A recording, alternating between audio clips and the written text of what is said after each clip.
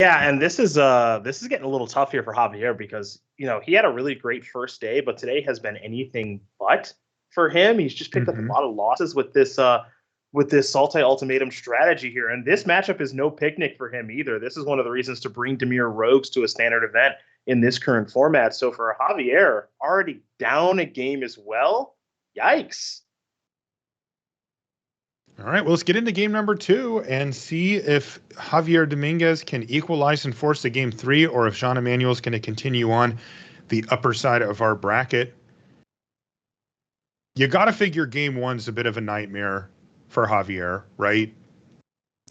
Against, you're trying to resolve these 7-mana sorceries or whatever against these flying little annoying counterspell rich decks like this. But what about in game 2 here? Is he able to shore the gap a bit, or does Jean-Emmanuel get to counterpunch with his own sideboard plan?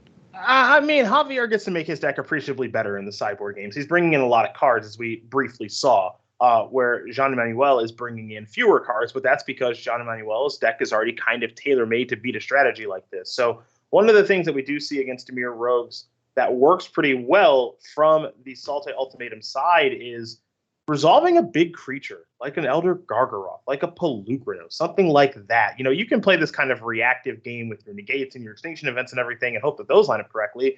But sometimes it's just easy enough to go, hey, big thing, good luck.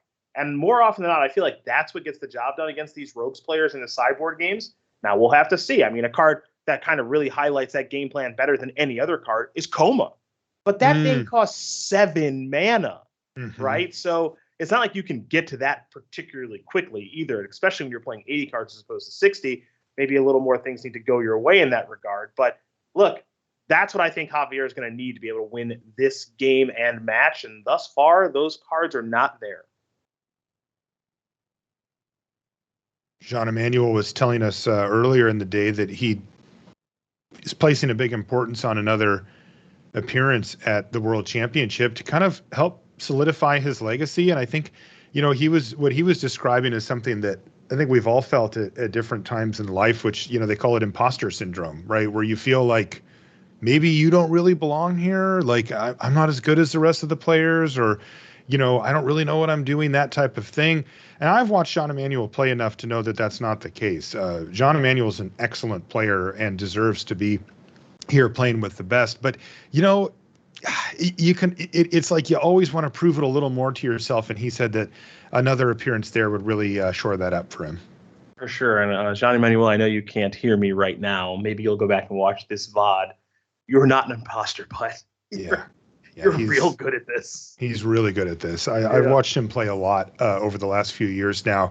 As he had a really timely run, right? He hit his stride right as the MPL was being formed and really just sort of rode that wave all the way through. But, you can't help but improve under those circumstances. And even then he was already good enough to make the cut. So, yeah. But it's just a human thing. I think everybody feels like that sometimes. I would agree. And I'll say this.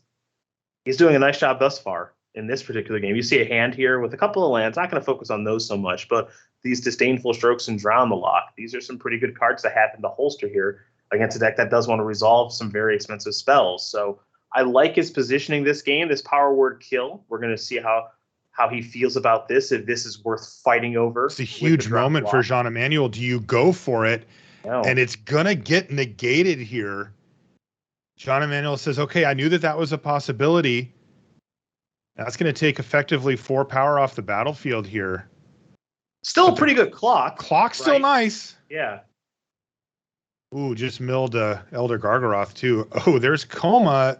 That is not... Oh my! Can you imagine if that was Coma going into the yard and then top deck Elder Gargaroth instead? It's like a little bit. Well, that would have got stroked away. True. So here's what the Coma is an interesting draw because now this is something to kind of play towards, right? It's just like, okay, maybe I can hang on 2 more turns, right? Javier hasn't played his land yet this turn, but maybe I can hang on 2 more turns. Maybe find some cheap removal, like a power word kill, maybe clear the way with the duress for this removal spell. I think he's going to keep both those cards on top. Makes a lot of sense. You can actually fire off the duress this turn if you want and see what the heck is going on. So, okay. Easy choice here. It's only one. It's Disdainful Stroke. There does leave another one in hand here for Jean-Emmanuel. I guess And he's also got a land. I guess one thing we can't forget, right, is this Power Word Kill is going to go to the graveyard, right? From the Wind Robber hit? That is correct. Yes. Yeah. I wonder if that was Javier just processing that. He's normally really good about stuff like that, so I don't want to speculate too much, but it is going to go bye-bye here. Yeah, okay, so that's going to go away. It's not, this top card needs to be a good one. Jawari Disruption actually is, holy crap, it's actually good. Right, because you go land Extinction Event on odds. Yes. Jean-Emmanuel strokes it, you disruption it. Yep. Right, and that then your actually counts. Yeah, yes. And then your next turn is Cast Coma. Wow, Jawari Disruption plays here, no doubt about it. Wow, arguably better than Power Word Kill. Right, pretty insane. Right, like this is bordering on perfect. Unless I'm losing it, right? Like you go event, he counters, you counter back with Disruption. Next turn he plays Luris and whatever, and then you play Coma and you go, let's battle. Yeah. No one's drawing a card. What am I missing? Wow, it looks like he wants to try to nab the Luris as well with this Extinction Event. He's going to draw a card here. He can run it out now, but he knows about Disdainful Stroke in hand from Jean-Emmanuel. So that would basically be to try to clear the way for Emergent Ultimatum. But, you know, he has Coma in hand. He has an uncounterable. And look at this. Jean-Emmanuel is like, what am I supposed to do? You know I have Disdainful Stroke. And so now my question, so I don't have a good look at Jean-Emmanuel's graveyard, right? Okay. So my question, and I guess, also, Javier's play makes a little bit more sense now to me because he gained the life with the Maze Mind Tome, right? So my play was very, like, straightforward, like, you know, you just do this thing, counter, play Coma, right? So now basically what Javier just set up is next turn, assuming the mana's all lined up correctly, he gets to resolve Emergent Ultimatum, which should be a game winner. Of one mind off the top here for Jean-Emmanuel. Now let's see what he peels. Hive of the Eye Tyrant and a Skyclave Shade. Boy, he'd love to have that Hive on the battlefield already. Unfortunately, it's going to have to wait. And as you can see, Javier Dominguez awaits his fate. He's leaned over to the side. He's tapped out. Nothing he can do at this point. I can just watch Javier's screen. I don't even need to watch the game. He'll tell me how things are going just off of his little camera there. So down to 5.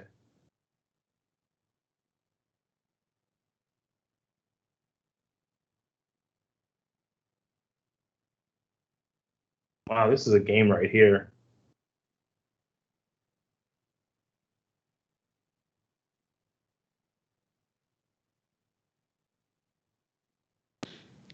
So what is Javier's mana situation for an Emergent Ultimatum? I think he's good. I see 2 green on the battlefield and a pathway in his hand that's also green. So I unless my eyes are deceiving me, I see GGG, okay. Not GG, not the emote GG. Yeah. BTUU. So I think we're clear for takeoff if he's willing to pull the trigger, right? Because he could draw a card, it might change his thinking, all this other stuff, right? Now he might come to the conclusion, Marshall, where he's like, you know what, I ain't got time for anything else. I got to let it rip and hope he hasn't drawn a counter spell. And that might be what we see. Yeah, I think he's really hoping that Jean-Emmanuel just taps down here, right? Because there's that window with Coma where it's going to resolve, but then if they have removal spell before you get your first Serpent, they can actually take the thing out. Yep. But if they don't, then you get that first Serpent and now you can use it to protect. All right, so here's Luris. Play the Wind Robber. All right, so the way is clear. That means that Javier Dominguez gets to do whatever he wants this turn. He can choose. Okay, well, I can't assume imagine. You go for Ultimatum Yeah, since the way is clear. It's the name of the deck. It's not like Coma. That's right. And he does. He puts Ultimatum on the stack, and of course it's going to resolve because Jean-Emmanuel has nothing to say about it. He's got 2 Skyclave Shades in a temple, and he's tapped out. And all he can do is watch as Javier Dominguez makes his fateful choices. The only one he picked so far is Alrund's Epiphany. He snapped that one off. He was thinking Shadow's Verdict. I think he went Epiphany, Shadow's Verdict, Pestilence Haze, but we'll see. Yeah, he's still choosing. He has Shadow's Verdict and Epiphany, and he's going to go for Gargaroth as well. Boy, yeah, I would not want to be in Jean-Emmanuel's seat here having to pick between those three. There are no two good options here for him, no doubt about that.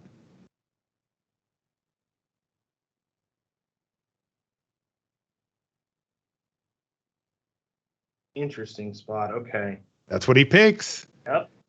So let's see what Jean-Emmanuel decides to do here. He can leave him with an extra turn, 2 birds, and a Gargaroth. He can lose his board and leave him with an extra turn and the 2 birds. Or he can lose his board and leave him with a Gargaroth. It's like not great no matter what you do. You know, because I think part of the thinking, right, from Jean-Emmanuel's seat is, okay, if I give you the Gargaroth, I could still draw a way to kill it, right? Yep. I might have a removal spell. And that's like a clean way to get through that. But if he loses his board and kills it, then that's less exciting. Yeah, I was leaning this way anyway already, which is you get to kill my stuff and you get a Gargaroth, right? And then if I peel a removal spell for the Gargaroth, all right, bang. See? There you go. Wow, there's that Heartless Act right off the top of the library for Jean-Emmanuel. Now, he doesn't have much of a board to speak of here, but he's got plenty of threats in hand. He has Hive of the Eye Tyrant, and now he has the answer for the Gargaroth. Yeah, so I'm loving this. I don't want to give my opponent another turn. Not that he even knows what's going on in Javier's hand. It's just I just don't want to let you untap with like 7 mana. You got 3 cards in your hand. Urine over there. There's like probably just too much that you can do. So I got to get a little lucky, peel a removal spell, which he did. Build a battlefield, which he did. And now, you know, he doesn't know that this is coming. So we're going to have to figure this whole thing out. But this is the big haymaker too. But this could open the door for Jean-Emmanuel to get lucky here. Does he cycle? Cycle with the trigger on. Hope to peel a removal spell. Peel a removal spell. That would take away his ability to fire up the Eye Tyrant, at least currently. You know. Oh, this has been a sweet game. Oh my goodness. You're running good. You're running good. You let it go. Cycle. He finds another hive.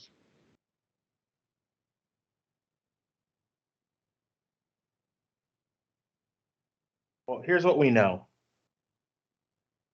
You get to untap with Coma, you rarely lose. It's extremely difficult to lose from that position. And this is the last thing that Jean-Emmanuel wants to see take place is him untapping with Coma. He just survived an Emergent Ultimatum. Not many people get to tell that story. Right. So he got through that huge step. Now it's Coma. Can I get through this other huge step? And given the makeup of his hand right now, and he's deep in the tank on what to do, what can I cycle into? Gonna burn a timeout. He's got an additional one of those to play with right now. I'm not sure, but for this game, what he can run himself into now that Coma's got the token out there. Once that token hits, it becomes so much more difficult. Your options narrow so quickly, as it makes it almost impossible to get Coma off the battlefield. And, you know, after a turn or two, the clock is so overwhelming that you just get killed. I mean, the game ends. Here comes both Skyclave Shade coming into the red zone. This makes sense as Javier can just trade off here. Yep. Looks like he's considering using the ability, but, you know, if you had the instant speed, he'd rather have the shade in the yard, I suppose. Yeah, the question right now, right, is if I make my blocks like this, then post combat you go kill my Coma with whatever. What's the game look like? But okay, you don't have it. You oh, sick! Jean-Emmanuel finds Power Word Kill off of the cycle of that land. Oh my God! What a devastating turn of events here for Javier Dominguez. He can't believe it, and now he's dead. He finds duress. That Zagoth Triome is about all he can do here. Remember, there's Hive of the Eye Tyrant, and it has Menace. All right, well, Big Bird. Can Big Bird help? Those stink. Wow, that helps to put those two on the bottom. There's a Maze Mind Tome. Is there enough mana to fire up both of these hives? That's the question. Got one. Just one. All right, he's going to attack with it. That's going to knock down Javier Dominguez to just 2 life. Javi gets another draw step and a couple of cards, right? Like he gets to, on upkeep, he can sacrifice Omen of the Sea and scry twice. He's got a Maze Mind's Tome that can draw a card. Well, he drew his card for the turn. He didn't sacrifice. Draw his card right away. That doesn't help. This doesn't look like it helps. What's this going to be? Draw. He can draw a card. It's Jwari, Disruption, and Jean-Emmanuel Depraz pulls out an unlikely victory, finding not one, but 2 clutch removal spells right when he needed them.